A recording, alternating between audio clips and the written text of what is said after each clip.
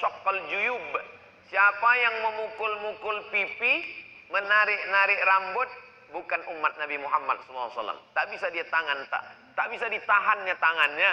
Maka siapa yang memukul-mukul pipi, menarik-narik rambut, maka bukan umat Nabi Muhammad SAW. Maka niyahah haram hukumnya. Meratap, lidah bisa ditahan, tangan bisa ditahan, tapi ada yang tak bisa ditahan, tetesan air mata.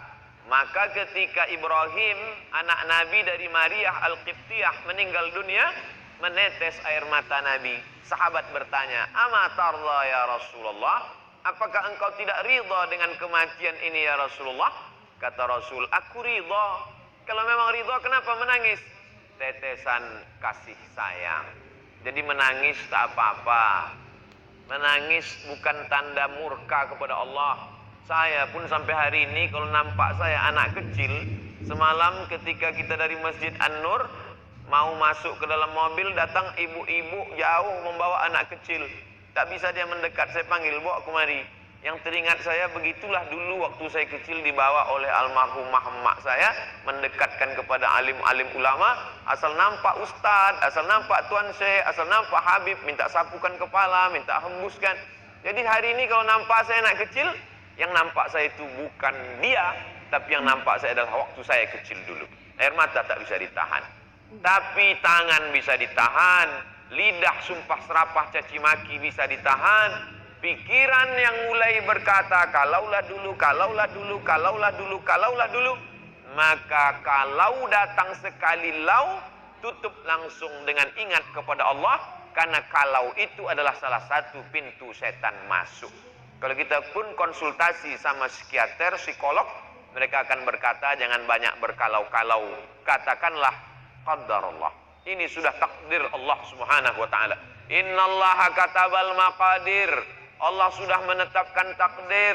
Khamsin alfasanah, 50.000 tahun. Qabla an yakhluqas samawati wal ard. Sebelum Allah menciptakan langit dan bumi, Allah sudah memerintahkan qalam. Allah bersumpah demi qalam. Nun wal qalami wa ma yasturun. Allah suruh qalam menulis. Hai qalam, tulis takdir sejak alam terkembang sampai hari kiamat. Rufi'atil aqlam, pena sudah diangkat. Wajaffatis suhuf, lembaran sudah kering. Tak ada yang bisa menolak takdir Allah subhanahu wa ta'ala. Allahumma inni la as'aluka raddal qada, walakin as'aluka lutfa fih. Aku tak minta supaya kau tolak takdirku itu ya Allah. Aku cuma ingin kau berikan kelembutan pada takdir itu. Makanya ada satu amal yang lebih hebat daripada mati syahid, lebih hebat daripada jihad, lebih hebat daripada haji mabrur, lebih hebat daripada puasa sunat, lebih hebat daripada membangun masjid. Apa amal itu? Ridha menerima takdir Allah subhanahu wa ta'ala. Makanya kata Imam Al-Qushairi dalam risalah Al-Qushairiyah, aku tahu kapan Allah ridha kepadaku. Nah, itu bukti ridha Allah. Aku tahu kapan Allah ridha kepadaku. Dari mana engkau tahu Allah ridha kepadamu? Ketika aku ridha menerima takdir Allah, disitulah aku berarti diridhai Allah subhanahu wa ta'ala. Setelah penghuni surga itu masuk ke dalam surga, salamun qawlam min rabbir rahim. Apa kata Allah? Salamun alaikum. Masuk kamu ke dalam surga. Tibtum, kamu sudah berbuat baik. Fadkhuluha, masuk kamu ke dalamnya khalidin, kekal selamanya. Setelah mereka mendapatkan kenikmatan surga, jannatin tajri min tahtihal anhar, ada satu yang belum mereka dapatkan. Allah bertanya kepada penghuni surga, madza turidun? Kalian mau apa lagi penghuni surga? Penghuni surga menjawab, ada satu yang kami belum dapat ya Allah. Apa itu? Ridhaka. Orang yang mendapat surga belum tentu dapat ridha Allah, tapi orang yang dapat ridha Allah pasti dapat surga. Makanya di malam-malam Ramadan selalu kita minta, Allahumma inna nas'aluka ridhaka wal jannah wa na'udzubika min sakhatika wan nar. Tapi bercerita tentang ridha ini berceramah aja senang. Judul pengajian malam ini ridha menerima takdir Allah, menggerakkan anak lidah yang senang. Tapi ketika sampai ke kita, beratnya minta ampun. Saya jujur sampai hari ini, meninggal almarhumah mak saya bulan Rajab Maret 2019, sampai hari ini dulu saya sangka dengan bergantinya hari, berubahnya musim, zaman bertukar, rasa sakit itu akan hilang. Setelah saya renung-renung, sakitnya itu hanya akan hilang kalau kematian itu datang kepada saya, barulah dia hilang. Jadi apalah yang bisa kita lakukan? Tak ada lain kecuali berserah kepada Allah Subhanahu wa taala. Wasta'inu ya ayyuhalladzina amanu ista'inu bis-sabri. Yang pertama sabar. Yang kedua wassalah. Salat. Perbanyak salat. Salat sunat tarawih sudah, salat witir sudah. Nanti bangun malam salat sunat wudu, habis itu salat sunat taubat, habis itu salat sunat tahajud, habis itu salat sunat hajat, habis itu salat sunat mutlak. Asal datang luka di hati, datang rindu, datang perih, datang sedih, maka ambil air wudu. Suatu ketika Sayyidina Abdullah bin Abbas sedang dalam perjalanan, tiba-tiba di belakang dia tengok ada orang penunggang kuda kencang mengejar. Lalu kemudian penunggang kuda itu berhenti tepat di depan dia dan berkata, "Wahai Abdullah bin Abbas, saudara kandungmu meninggal." Maka Abdullah bin Abbas saat itu turun dan langsung sholat sunat. Orang sehebat Sayyidina Abdullah bin Abbas yang didoakan Nabi, Allahumma faqihu fid din wa 'allimhu ta'wil. Yang saudara Nabi, ayahnya dengan Nabi, berkeluarga langsung bernalir darah mereka satu darah dengan Rasulullah SAW. Tetap juga dia minta tolong dengan solat sunnah. Dengan solat sunat itu kita sedang berserah diri kepada Allah. Inna solati wa nusuki wa mahyaya wa mamati lillah. Ya ayyuhalladzina amanu ista'inu bis sabri was salah. Innallaha ma'as sabirin. Kalau kita sabar, ridha, Allah menurunkan kekuatan. Kekuatan ini bukan dari kita. La haula wala quwata illa billah. Banyak orang melarikan kegundahan hidupnya ke narkoba, ke minuman keras, ke perbuatan yang tak diridhoi Allah. Tidak ada jalan lain kecuali berserah diri kepada Allah. Balikkan semuanya kepada Allah. At-tahiyatul mubarakatus salawatut thayyibatu billah. Bukan punya kita. Kita pun nenek moyang kita mengajarkan langkah rezeki, pertemuan maut, bukan punya kita. Macam mana saya bisa bertemu dengan Habib Profesor Dr. Sayyid Aqil Al-Munawwar? Bagaimana saya bisa bertemu dengan keluarga besar Kemas Haji Halim beserta keluarga? Allah mempertemukan. Bertemu kita di majelis yang baik. 2 tahun yang lalu berjumpa. Tahun yang lalu karena satu dan lain hal tak berjumpa. Tahun ini diperjumpakan Allah dalam majlis karena Covid. Tahun depan kita tak tahu tahap yang akan terjadi. Maka kita semua sebetulnya dalam kudrat dan iradat Allah Subhanahu wa ta'ala.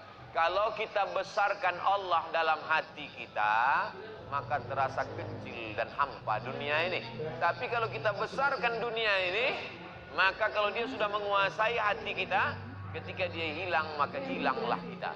Maka Allah Subhanahu wa ta'ala selalu mengajarkan kita, walitukabbirullah, besarkan Allah Subhanahu wa ta'ala. Kalau kau besarkan Allah, maka kecil makhluk ini di matamu. Kalau kau besarkan Allah, tapi kan mengomongnya aja yang enak tuh Pak Ustaz. Makanya kita disuruh mengucapkan afdalul dzikri fa'lam annahu la ilaha illallah. Terbanyak kita sudah dibimbing oleh Habib Mahdi, la ilaha illallah, la ilaha illallah. Apa makna la ilaha? La mahbuba bihaqqin illallah. Tidak ada yang sebenar-benar dicinta kecuali Allah Subhanahu wa taala. Makanya Nabi Muhammad sallallahu alaihi wasallam itu dilepas Allah semua yang dia sayangi itu dari dalam hatinya. Yang disayangi ayah, meninggal ayahnya 2 bulan dalam kandungan. Walamma tamma min hamlihi syahrani ala ashhuril aqwalil marwiyah tufiya bil madinatil munawwarati abuhu Abdullah. Lepas ayahnya, ibu tinggal, maka dicabut Allah juga sayang ibu itu dalam hatinya. Meninggal Aminah. Siapa lagi?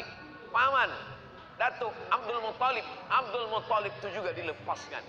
Siapa lagi? Abu Talib. Di saat dia ditekan, orang segan mengganggu dia karena Abu Talib. Abu Talib itu juga dilepaskan Allah dari dirinya. Begitu juga dengan Sayyidatuna Ummul Mukminin Khadijah.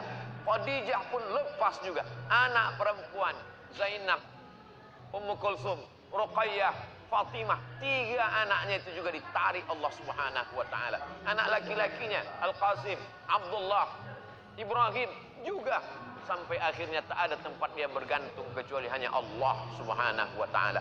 Maka idza dhaqat 'alaika dunya, kalau sempit terasa dunia, satu-satunya yang bisa kita hembuskan napas panjang, tarik napas panjang dan katakan Allah. Tak ada lain daripada itu. Idza dhaqat 'alaika dunya, kalau terasa sempit dunia ini, tak ada yang bisa melapangkannya kecuali Allah, dengan cara mendekatkan diri kepada Allah Subhanahu wa taala. Orang selevel Umar bin Khattab pun begitu dapat berita bahwa Nabi meninggal, apa yang dia lakukan? Dia cabut pedangnya. Siapa yang mengatakan Muhammad meninggal, ku pancung kepalanya, kata Umar bin Khattab. Lalu kemudian datang Sayyidina Abu Bakar Siddiq. Wa ma Muhammadun illa rasul. Muhammad SAW bukan Tuhan, dia hanya seorang rasul. Qad khalat min qablihi rusul. Rasul-rasul sebelum dia meninggal, Ibrahim meninggal, Musa meninggal. Afa immata, kalau dia meninggal, au qutila, atau dia dibunuh orang, inqalabtum ala aqabikum, apakah kau akan kembali kepada keyakinanmu yang lama? Mendengar ayat itu dibacakan, jatuh pedang dari tangan Sayyidina Umar ibnul Khattab. Orang yang imannya selevel Umar, yang tak berani digoda setan, tak berani menggodanya pun, hilang ayat itu ketika orang terkasih tercinta itu datang. Dicabut Allah Subhanahu wa taala. Saya pun mampu menyampaikan ini. Ustadz enak aja ceramah, kan bukan Ustadz yang mengalami. Betul. Karena bukan saya mengalami, inilah maka saya bisa tausiah. Waktu mak saya meninggal, terdiam saya. Hilang semua ayat-ayat itu, hilang semua hadis-hadis itu. Datanglah sahabat-sahabat menasihati, sabar ya, ditepuk mereka bahu saya, sabar. Ternyata perlahan-lahan macam kopi yang diaduk, lama-lama dia bertenang, tapi namun hilang tetap tidak. Satu-satunya keyakinan saya bahwa sakitnya kehilangan orang tersayang itu hanya akan hilang dengan kita mati. Mati kita, barulah dia akan hilang. Namun dia hilang tidak. Lalu bagaimana cara Ustadz mengatasinya? Maka bisa kita lakukan dengan memperbanyak dekatkan diri kepada Allah. Allah berjanji, "Falyabudu rabb hadzal bait." Kalau kau banyak-banyak beribadah, 2 janji Allah. At'amahum min ju', kalau kau lapar dikenyangkan Allah. Masalah lapar kita udah selesai dah. Yang kedua, wa amanahum min khauf. Kalau kau takut, kalau kau cemas, kalau kau galau, maka insya Allah dihilangkannya ketakutan. Allah minta 1, dikasihnya 2. Allah memang selalu begitu. Allah cuma minta 1 saja.